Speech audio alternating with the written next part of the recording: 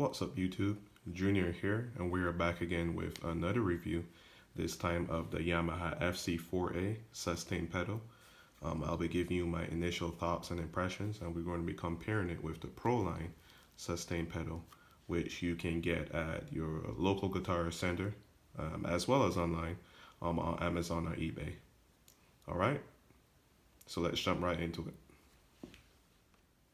Now, the first thing I want to talk about is the weight. Okay, if you were to hold the Proline sustain pedal in one hand, hold the FC4A in another, you're going to notice that the Proline is slightly heavier than the FC4A.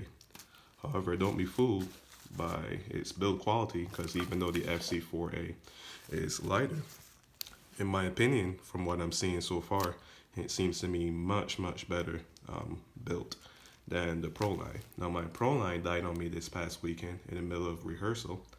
This is the third Proline that I've owned in about the past year and a half or two, and I've just not been satisfied with the level of quality that I've been getting.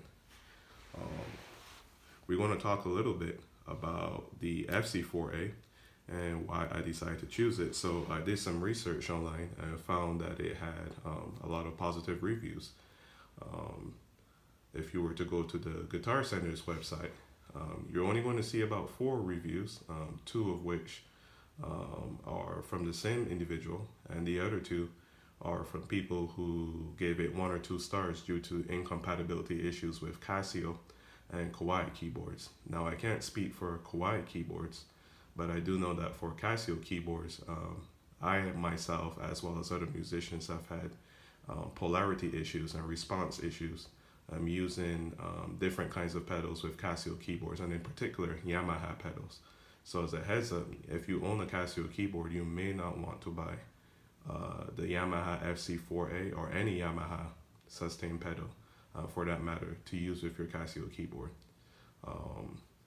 Now, that being said, Proline sustain pedals have not been the only sustain pedals I've owned. I've also owned sustain pedals from M Audio as well too. Now, in my opinion, the M Audio, which I don't have here in this video, are a little bit better quality. Those have lasted longer than the Proline have for me. But Guitar Center stopped carrying the M Audio pedal recently. I would say probably in about the last year and a year or two, and they've moved on to carrying the Proline sustain pedal. With that being said, I want to talk about some things and some reasons why I chose to go with the FC4A rather than to buy another Proline sustain pedal again, or to even purchase a warranty on this, because I did buy this one and I purchased an extended warranty on it as well. All right, so we're going to first talk about the feet. All right, if you flip this over, you're going to notice the FC4A have these really nice rubber feet on the bottom with very well etched grooves on them, kind of almost like the bottom of a boot or the bottom of a shoe. And it feels very sturdy, actually, very strong.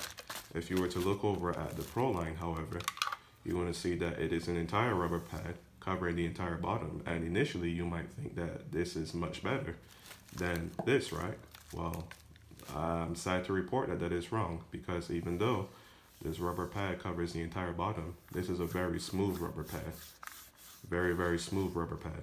And I've had it slip away from me on more than one occasion.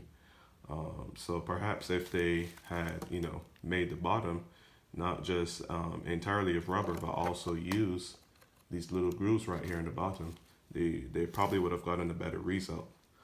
As well. So that's one of the reasons why I prefer the FC4A over the Proline. The second reason we want to talk about is how the cable is mounted. So many times in the past when I've used pedals, one of the first things that I've seen to go wrong on a pedal is for the cable or wiring to be destroyed. And if you look right here, this is a weak point about the Proline sustain pedal.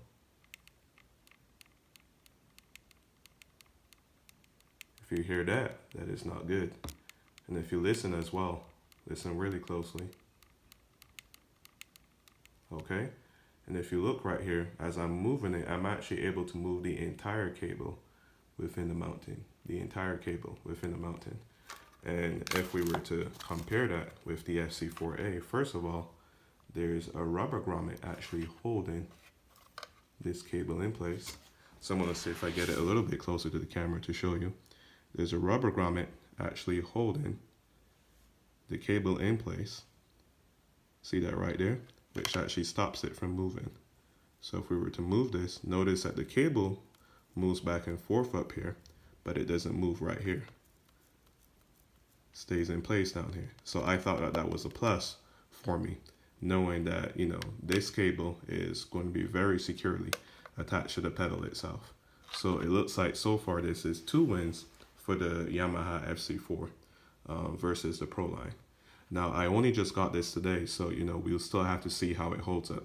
But I've used Yamaha products in the past. I actually do own a Yamaha keyboard, and I've actually used Yamaha sustain pedals in the past, and I've been very pleased with the quality.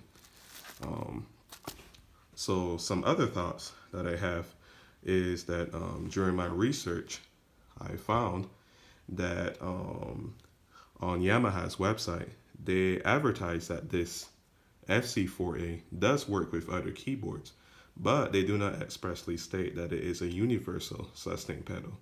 And so you might want to keep that in mind, because the Proline is marketed as a universal pedal. And if you look on the bottom, you're going to see exactly why. All universal pedals have a polarity switch right on the bottom. If you look right here, that polarity switch, see? But if you were to look at the FC4A, no polarity switch, okay? All right, Yamaha makes other pedals too with polarity switches, but just not this particular one.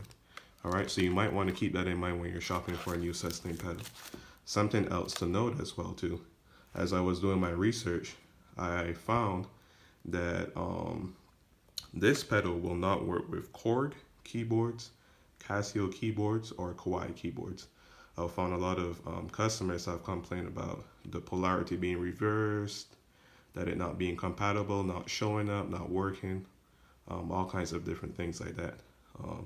So this pedal is mainly for people who may already own a Yamaha keyboard, or you're considering buying a Yamaha keyboard.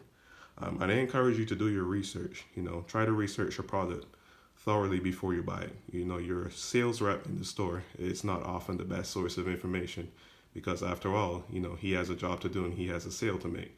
So, you know, there's a lot of information available online these days. You know, just go online, do a quick Google search, see what people have to say about it. And even though on Guitar Center's website, this has 4 negative reviews, when I went to the musician friend's website, as well as the Sweetwater website, I found tons of positive reviews praising this pedal for its construction, the fact that even though it's lighter than other sustain pedals, that it's still very sturdy. It doesn't move around on the floor.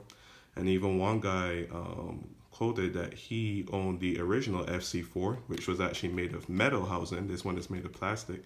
And he owned that original one for almost 30 years before it died. And that was a strong influencer for him for buying the FC4A. Well, that'll be all for today, guys. Other than the pedal itself, this is the box that it comes in, so you get an idea of what it looks like. This is the FC4A box. All right.